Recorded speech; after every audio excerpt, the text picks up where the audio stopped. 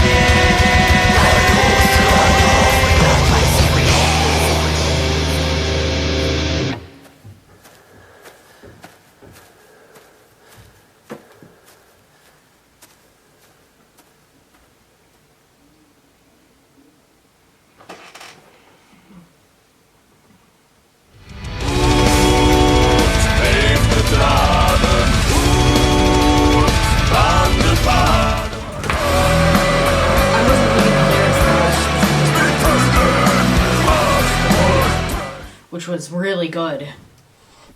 There was a lot of deep pain that you could hear in the song.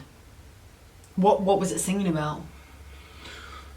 Well, I'm pretty sure that the name of the song probably translates to Empty Village's Call.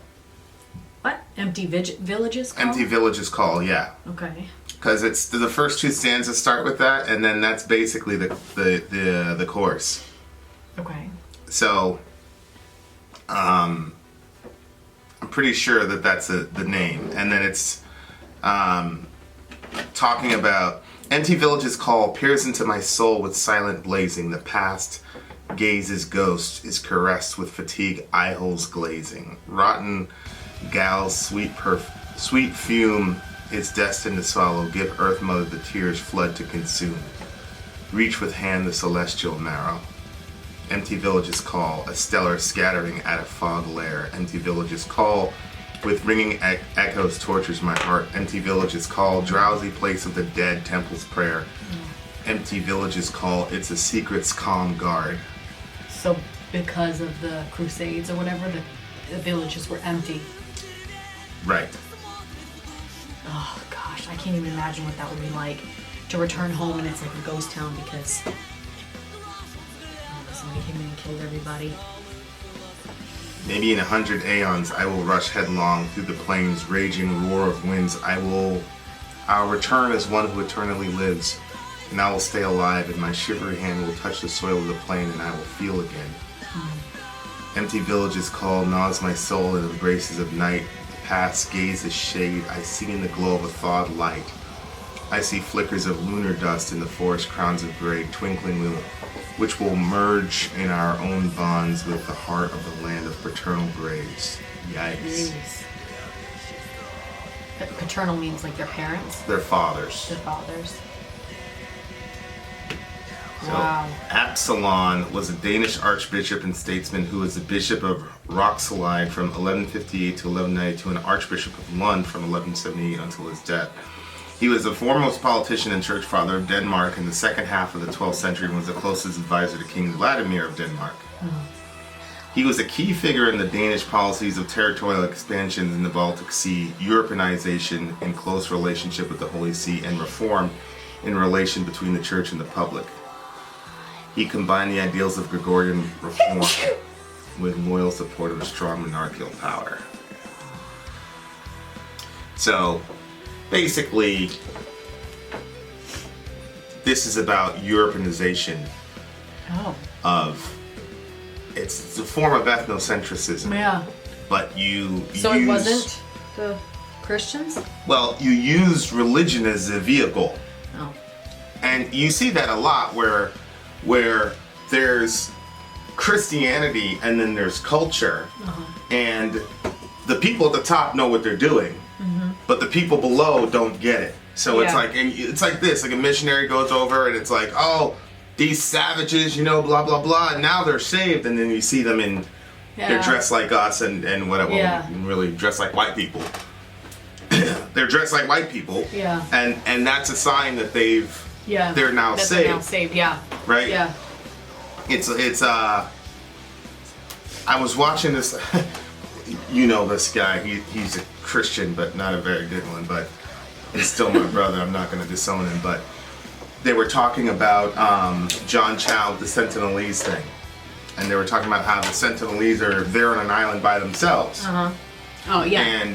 And they're basically cut off from the rest of the world. Yep. And then he basically said, I don't know much about that Chow fella, because you know how they are. You know this guy I'm talking about. Yeah. He's like, but we definitely do need to civilize the heathen. Are you serious? Well, yeah. And so it's like this confluence, but it was really interesting, which is the if you look at the American missions movement, a lot of it was really good, as far as a Christian would say, getting people the message of Christ, right? But a lot of it still had that, because they're the fathers of these Europeans, they're the sons of these Europeans, they still carried with them that idea that Europeanism, or this specific form of Europeanism, comes with a package of Christianity. Yep. And so it's a combination of Christianity slash, their brand of being European, which is, highly ethnocentric.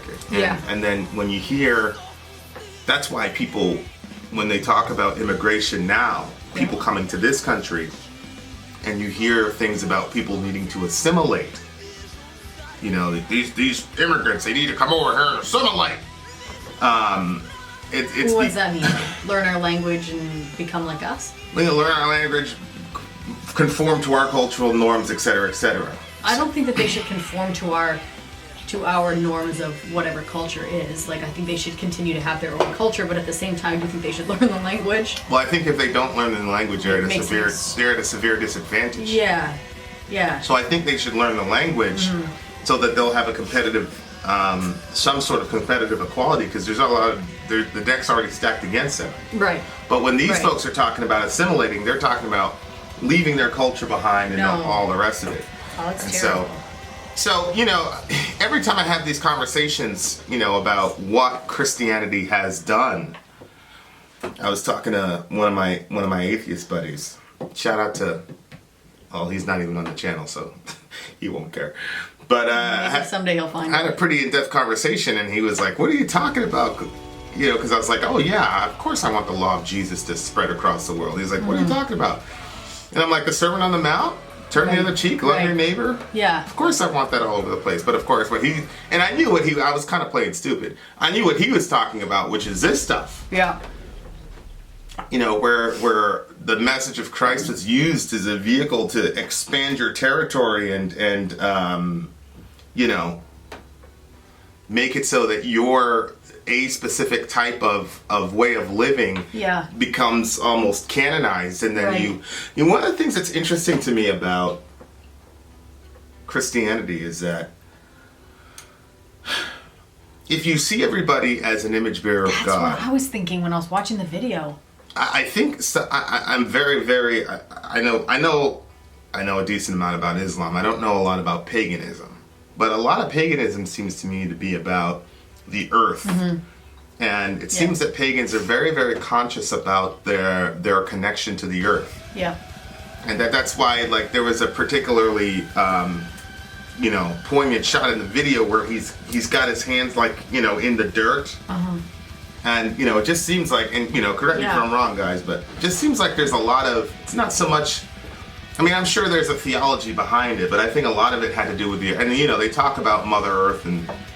You said something about when he holds the dirt. It said something about, and then I think it said silver. Silver was, close to it. I don't know. Earth Mother... Because I remember thinking, I wonder if that was a part of the song where he was grabbing the dirt. Yeah. So, it's... Look up the word silver. Lunar silver shine. See if it's right. I don't know where it is. But... We'll touch right here. We'll touch the soil of the plain. And I will feel again. Yeah, and I will feel again. Yeah. Yeah, because it seems like for them, it's like being connected to the land and working the land is important to them. Yeah. Well, if that's all you've done, and that's what, I used to have a garden, and I miss, having my hands in the dirt and working that garden and then getting the produce from it. But that wasn't my whole life. My parents didn't have a garden. My grandmother did, but it wasn't something that I've known all my life. And if it's something that you've known and you've farmed or whatever all your life, and it's part of who you are as a culture and as a people, and then you're driven away from that. Yeah, it's really interesting because when you hear these pro-black people and they talk about slavery and things like that, and then people go, "That happened 400 years ago. Get over it." Yep. And this happened even before that. This happened in the 1100s or 1600s or whatever. Yep. And it's people don't understand. It's like you've been disconnected from your fathers and your entire way of life, and then you've been forced to live in a sort of, in basically in the world that your enemy created. Yep. And there's a lot. So it's really interesting to me that even hundreds of years later, that's still that wound is still there for a lot of pagans when it comes to Christianity. And I completely get it. I understand it. You know, because the same people that ruined this guy's, his fathers and his ancestors are the same people that did it with mine. So it's like I get it. You know, it's the same ideology. You know, where you know there was a package deal, and of course as a Christian.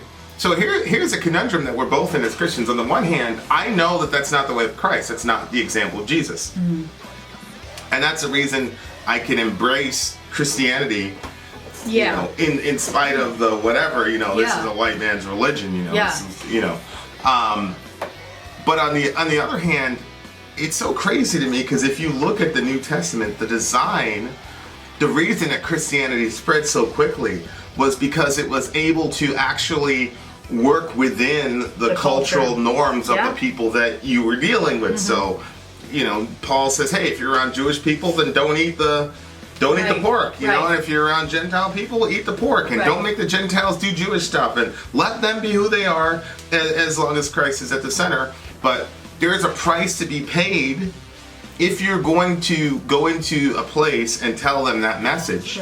There's a price to be paid, and we saw that with, you know, Chow. You know, you'll get killed, and then people will mock you. And most people don't want to do that, so they want to be the ones doing the killing. So, you know, really the pattern of Christianity is John Chow. I mean, for whatever people want to say, the dude that went to the island and willingly, you know, got himself speared to death and laid down his life in order to bring about the message. That's the template. And we were doing that by the hundreds of thousands in the first century, and that's how Christianity spread, even though we were being slaughtered every other day. But we didn't go into other people's cultures and tell them that everything about their culture is wrong. You know, it's kind of weird because you know, Christianity obviously has its roots in Jewish, like in the Jewish ways. So like when you look back, and it was an ancient Near Eastern religion. And so it's kind of, how did, you know, here it came to the white people, and the white people took it over, and then they started forcing it upon other people. It's just kind of weird. You know what I'm saying? Stop that. As soon as y'all got hold of it, y'all. But is that kind of weird? Like, it wasn't even... We have found you disagreeable to live with in peace. Terrible. No, I hear you. It originally started as an ancient Near Eastern religion. And Paul was able to say, well, no, if Christ is, you know, we were watching that thing with the, I forgot the name of it was a Bible series, I forgot what it was, AD.